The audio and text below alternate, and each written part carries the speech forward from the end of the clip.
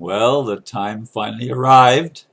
I only had to wait 2 hours since I got out of bed.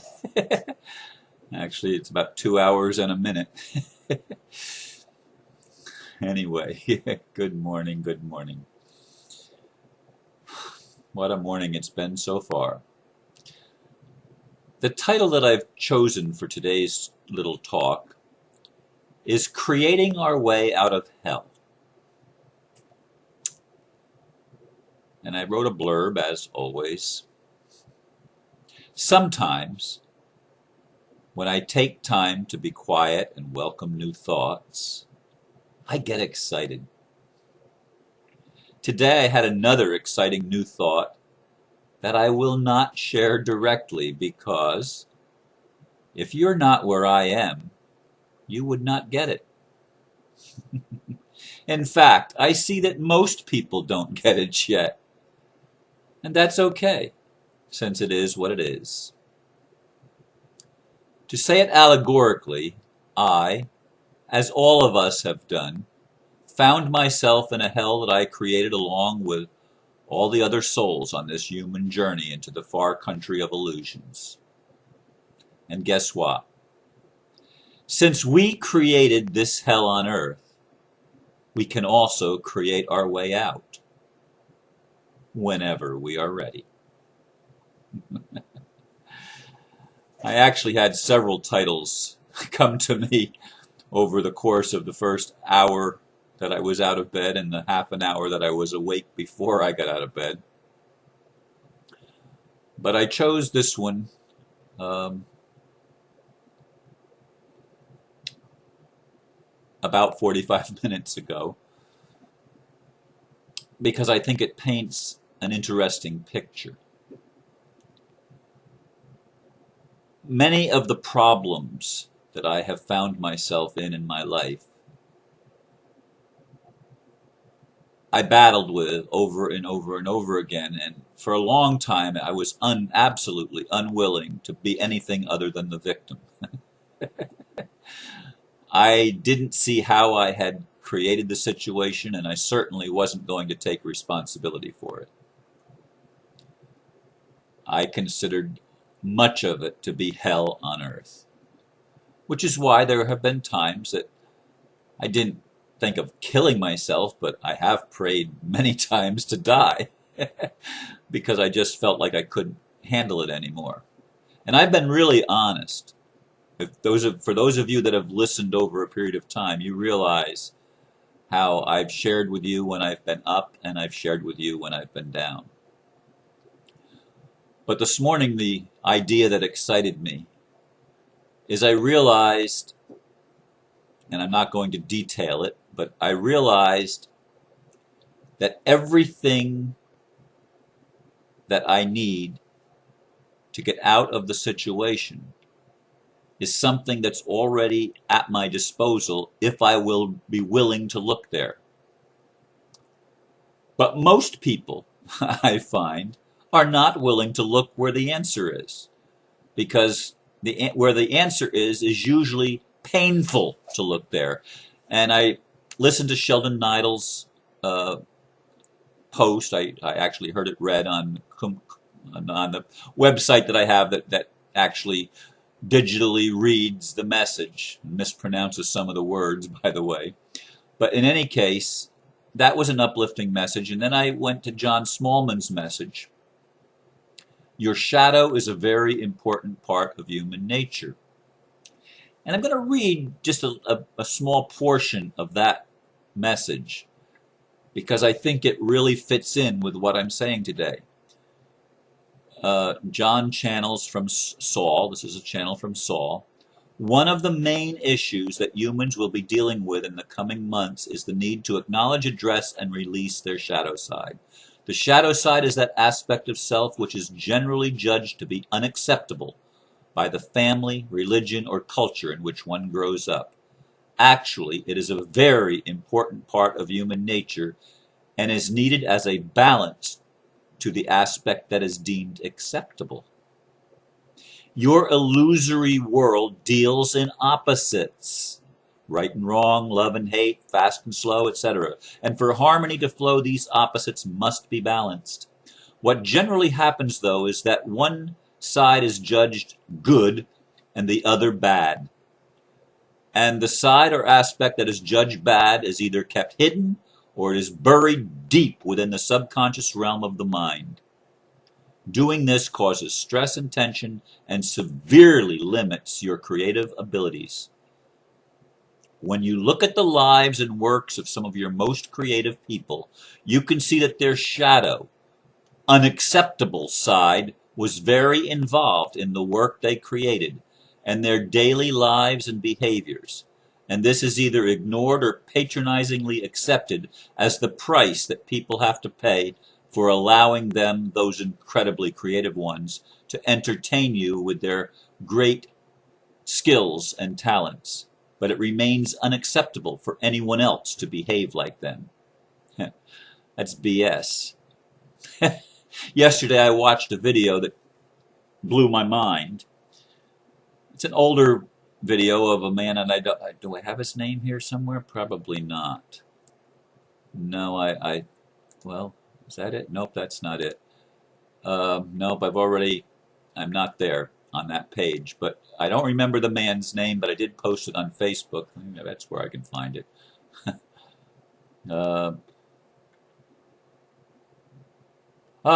Galen Windsor, who is a nuclear physicist that worked on many nuclear power plants, designing them and working with nuclear materials. Now, I've always believed, as I was taught, that nuclear, uranium, and all of these nuclear elements, or these, what do you call it, radioactive elements, are very, very, very dangerous. Well, Galen, when he was first beginning to work with in the nuclear field, they didn't have all the rules and regulations and definitions that we came up with since then. And when I say we, I'm talking about the human race, and i.e. the governments. And they handled these radioactive materials without damage, interestingly enough. He actually swam numerous times in the pond with nuclear waste, so-called, and he actually drank nuclear waste and ate it to show that it isn't what we've been told. Which reminded me of my friend Red, who was one of the early people to go on to the island where they first tested nuclear bombs, atomic bombs. And he's the only one living. And he's chosen radiation as the method of treating the cancer that's developed in his body. And he's lived many years with it, using the very poison that gave him the disease to heal the disease. Which, as you know, if you've been around a little bit, that's what homeopathy does. It takes the poison and it turns it into the medicine. That's exactly what I'm beginning to see, and why it's a reason or an explanation as to why we have been entrapped in this prison on earth, this hell on earth, for so long, because so few of us are willing to explore how we got hurt and how we created and how we got to the place that we are. We know we don't like it here, and so we want to push it aside and push it down and suppress and repress, and we do everything but what is actually needed to get out of the hell. We've got to go in and take the poison, assimilate it, and recognize that it doesn't have to be a poison. We are the ones that put the definitions on things. Now somebody said, that's ridiculous, Ron, about Galen. That is his name, I did say it right. Yes, Galen. That's ridiculous. What about Fukushima? What about Chernobyl? What about 3 Mile Island? Well, he talks about some of those, not the most recent one, of course, but he talks about 3 Mile Island. Galen does. And he has a totally different perspective with totally different definitions than what we have accepted as the truth. But the people that have been giving us the truth have ulterior motives, namely our shadow, which is called government. Now, government we see as the great Satan, the terrible beast, and it has behaved that way. But government is also the remedy. We see that money seems to have created all of these problems for us. Money is also the solution. I know that's really hard for those of you that want to make the leap from here to there without actually being here. You don't want to admit that you're actually here, but you want to get there. You see where there is, but there is no getting there unless you're first willing to be here. Because X marks the spot where T on here is there. But you've got to be here on the cross first.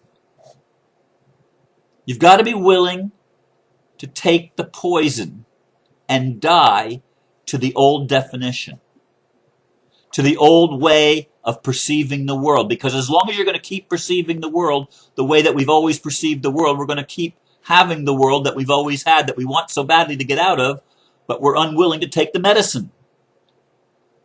We created this hell, folks. We did it together. And just as we created it, we can create our way out of it. I can see it. I can see it so clearly this morning. It's come to me gradually. I get flashes. I get flashes here and there. And I see for a little bit, and then I forget, because it's not completely in focus yet. It's like I see men as trees walking, which is what the blind man said to Jesus after he healed him, and then he, I forget what he did. He made mud, spit in the ground and made mud and put it on his eyes, and then he was able to see clearly again. We don't always get it all at once. It's a process. We may have the aha moments, but we put some aha moments together, and that's a process over time. So time is the enemy of my soul. It's the one thing I cannot control. Time is what we created, the illusion we created, and time provides us the way out. Everything that's negative is also positive. The yin-yang symbol. In the deepest darkness there is light. And until you're willing to go into the deepest darkness, you won't find that light because it seems to be hidden. Seems to be. It's not hidden, but it seems to be hidden. That's the nature of the illusion. Things seem, but they're not always what they seem to be. Is radioactive material poison, or is it a boon? Is money poison, or is it a boon? The way the world has worked is based on trusts. I've said that before. I'm going to be talking about trusts tonight. Very few of my friends will show up, I have a feeling. I might not have anybody show up, or one or two. I have no idea. I have no idea. But the way the rich people have created, and remember, that's the shadow. The rich people are the shadow element of humanity. They're the ones that have created this dream of the New World Order where they could control everybody and have all of the wealth. But I want you to know something. They don't own anything because they're smarter than that. Ah, I could go into some things here, but I'm not going to. I will say this. The things that we perceive as so negative have within them the very solution to the problem if we can but allow ourselves to redefine and to embrace it till we can see the light within it. The hell that we have created on earth can be transformed into a heaven merely by being willing to allow ourselves to experience the dark until the lights come on and we can see the way to create our way out. Just like the ancient ceremony of awakening, of initiation into higher consciousness done by the ancient Egyptians, where they would throw the initiate into a pool with hungry crocodiles. Ah, what a dilemma. And those that tried to get out the way that looked most obvious didn't make it. But some of them did make it. And how did they make it? By not going the obvious way. The obvious way is to deny, to say, no, I only want to create positive things. I want to avoid the negative. That's the obvious way that leads to death. I'm telling you, it leads to death. Unless you're willing to die and take the less obvious way, diving into the problem, you'll never get out of it. The way out in the crocodile pond was to swim down. There was an opening at the bottom of the pool, and through a tunnel one would go, and there was light at the end of the tunnel, and they would come up in newness of life. They were the initiate that made it. We are going through a human initiation in 2012, and the ones that are leading the way are the ones that are willing to embrace their shadow, that are willing to take the poison that becomes the medicine of healing. It's a mystical way, folks. It's always been the mystical way. And now more and more people are finding it than ever before. And this is changing the world. We are creating, literally, our way out of hell. Thank you for listening. Namaste.